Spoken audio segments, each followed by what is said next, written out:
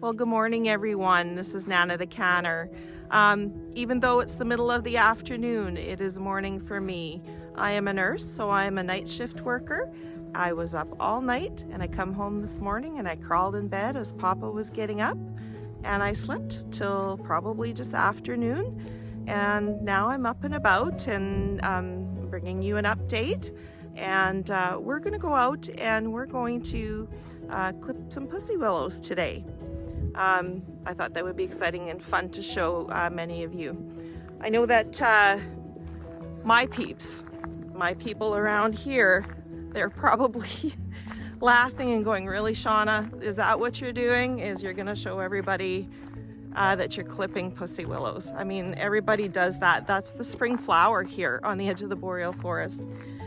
But I have to remind them though that it is not just them watching me and have subscribed to my channel, but I have viewers and subscribers from all over the globe. And many of them may not even know what a pussy willow tree is, let alone a pussy willow. So it's a willow tree. It's more like a bush. And in the spring, it develops a unique flower. And when you cut a stem off, with the flower on it, it stays that way.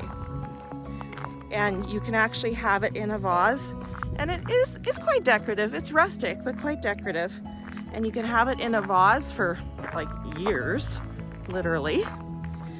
And it's beautiful. So I'm just gonna show you what the pussy willows look like here. And they're in full bloom. They're beautiful. Let's see here. We'll turn you around so we get a view here. Okay, so that's a willow bush or a willow tree. And in the spring, early spring, for us, it's, well, even in the winter time now, it's still technically winter. Tomorrow, I think, is the first day of spring. The pussy willow trees, they bloom and you get these really odd looking, furry flowers, and that's what they are. They're actually flowering right now. And so when we clip them, they don't die. They don't, like, you know, dry up. They actually just stay that way. It's like they're frozen in time when you clip them. And like I said, they're very rustic and they have a very nice look to them. See, you can see how they're all in full bloom there. Very pretty. So that's our early spring flower here on the edge of the Boreal Forest. All right, so let's get to clipping a few and we'll put them in the vase later. All right, I have my kitchen shears and we're just gonna harvest a little bit of pussy willows. Let's see here. This one. Hey, what are you guys doing? Hello. Oh, careful, careful, you're gonna knock me over. Let's see. Take this one.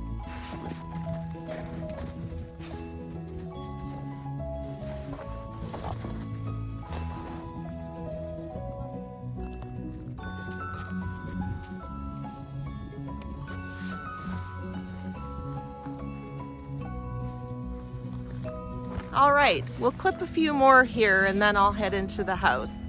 I have an update on the seedlings for you. See you in the house.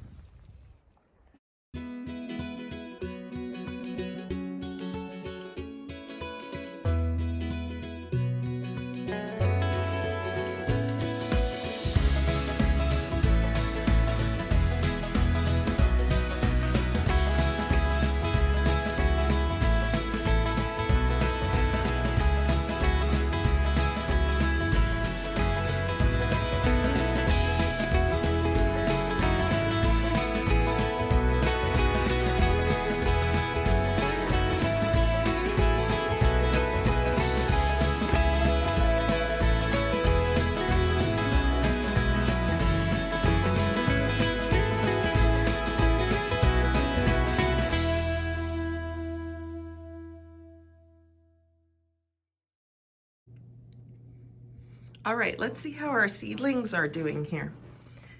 Okay, so let's start with the herbs here. When I first planted the herbs, I planted 2 different kinds of parsley, 2 different kinds of basil, and 2 different kinds of oregano. And the intention was to stay with just the one flat of the herbs. So what I did with each one was each cell pack, I actually had 6 spots or 6 places that I wanted to have the seedlings come up in. And I planted, a couple seeds in each spot, with the exception of the oregano, because the seeds are very small. So I ended up, just kind of pinching a little bit into each space. So the intention was, when it all germinated and came up and the seedlings were somewhat established, I would just go in and I would take a scissor and I would just thin it out so that there was 6 plants in each cell pack.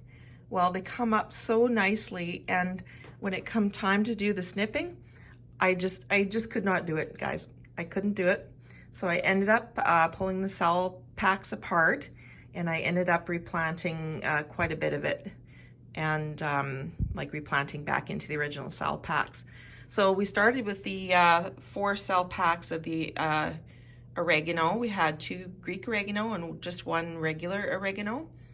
And so I thinned that out a little bit because there was quite a few plants. And we have another half tray of oregano right here. And then let's see here, we ended up with another half tray of the Greek oregano. So we're going to have quite a bit more oregano than what I had originally intended, but that's great. They came up quite well. And with the Italian parsley and the moss curl parsley, the moss curl didn't have the germination rate that the Italian did. So we're still just at the 12 seedlings for that. But the Italian parsley did much better. So the 2 cell packs with the Italian parsley in, I pulled them apart and I ended up with 4 cell packs and just 3 more in another one. So we've got quite a bit of parsley now. And then the basil, the same way. We completely replanted the basil. So we have now, because it germinated so well, we have 1 and 2 trays of sweet basil, not quite 2 trays. We've got the Genovese basil, a couple in there. So almost 2 trays of sweet basil, 2 half trays, and then a little over 2 half trays of the basil Genovese. So much more basil than what I anticipated, but that's okay. There will be space in the garden for it, so I was pretty happy with that. Let's move on to the peppers here. The peppers come up magnificently. The germination rate was quite well. Most varieties have either 10 or 12 seeds that I had planted. The Purple Beauty here was 10 seeds, and we ended up with 90% germination out of that. The orange peppers, 90% germination. California Golden was 90 to 100. The Red Knight was 90% germination. And the Fat and Sassy was 90% germination. The Giant Marconi as well. Well, that was 100% germination. So as you can see, the germination rates in the peppers have gone very well. So I'm pretty pleased with that. And I'm thinking at some point these will be transplanted into bigger, deeper pots as well. The onions are coming along here. They're looking good. We also have onions over here. They're coming really well as well. We have the asparagus, which is getting quite tall. We have the leeks, and we have the celery. The celery tango come really well, despite the fact that it was 2020 seed. The celery Utah, it has fair germination there. There's only a few places where like both seeds had come up. I think I'll probably just clip that extra seed back and we'll just keep 12 the Utah greens there. And celery summer has done some really weird stuff, like long, lanky. I'm wondering if it's getting too much sunlight, if that's possible. I'm gonna have to just take them apart and transplant them and figure out something else for them, see what's going on. If you have any ideas, just let me know. Too much heat, too much light. You know, I'm open to suggestions. Also too, I want to show you my second generation tomato plants. My goodness, guys, look at this. I had put 2 or 3 seeds in each space. So six spaces in a cell pack, 2 or 3 seeds in each space, with the intention of actually thinning it out by clipping, you know, because I don't want to get too much. Well, look what happened. All these second generation seeds, with the exception of the beefsteak, amazing. I have never seen a germination rate like that. Beautiful. This one's still covered up though, because it's got Mamma Mia tomato seedlings in it. The Roma is a little bit behind. I actually got concerned because none of it had come up. So I took and I actually kind of just dug in one spot just to see what was going on. And the seeds were actually plumping up, and they looked like they were getting ready to germinate. So I just covered it back up and I left it. And a couple more days went by and I didn't see anything. And this morning, I actually see a couple seedlings popping up. So the Roma's just a little bit behind. But take a look at that, everyone. We are going to have an amazing tomato patch this year. I am so very excited for this. I have wanted to plant the peanut seeds. I actually had the intention of planting them quite early and ended up completely forgetting about them. But we're going to try peanut seeds this year, see how it goes. So they'll have to be planted pretty quick because they have a long growing season. I won't put those in the garden though. I will probably just put them in big pots because I'll mix soil with a little bit of sand just so it's doesn't become compact.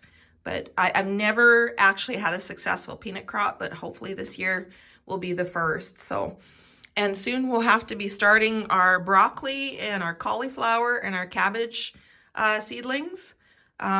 But we got to make room for them on the table here. So we've got some work coming up for us here. So, but I'll bring you back whenever we're to that point.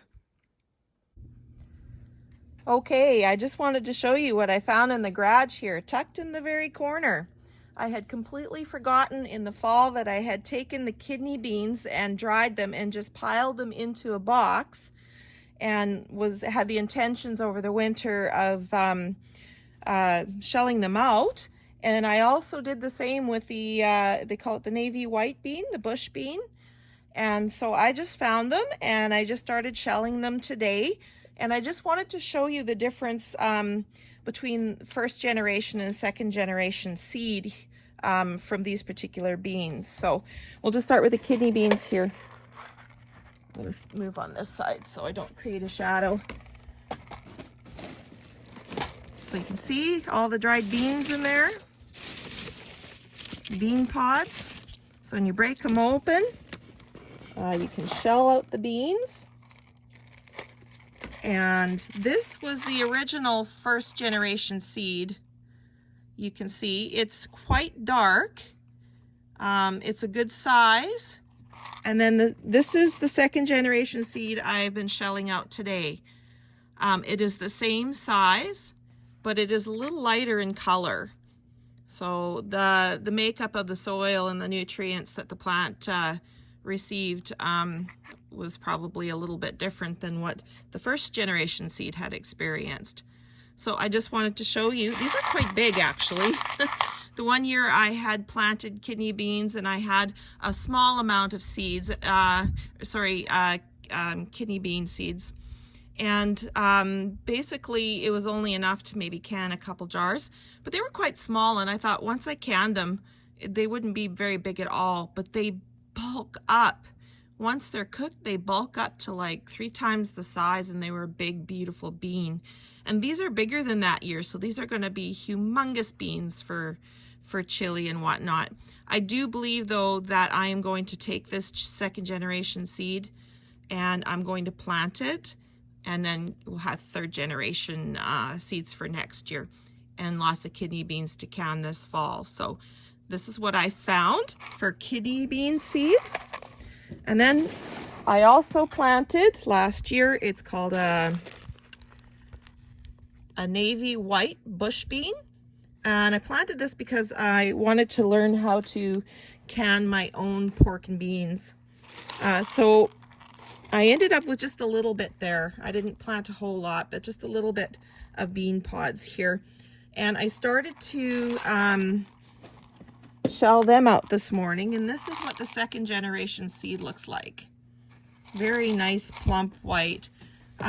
They look like they're small, but when they are soaked and cooked properly, they will be a nice big bean for pork and beans and in other recipes as well. So this is I'll show you the first generation seed. It's kind of a little bit darker in color, and it's kind of got little streaks in it. It's about the same size. It's just the color is a little bit different. And the second generation seed here is quite bright, quite white looking, like no blemishes in it at all. So yeah, this is going to be seed for this year as well. And then hopefully we'll have enough to use to can pork and beans with or whatnot. And then enough seed that we can call third generation seed to be planting the year after that. So I just wanted to show you. It was kind of a pleasant surprise because I had completely forgotten about it. So, you know, we're learning along the way, and we'll see how it goes.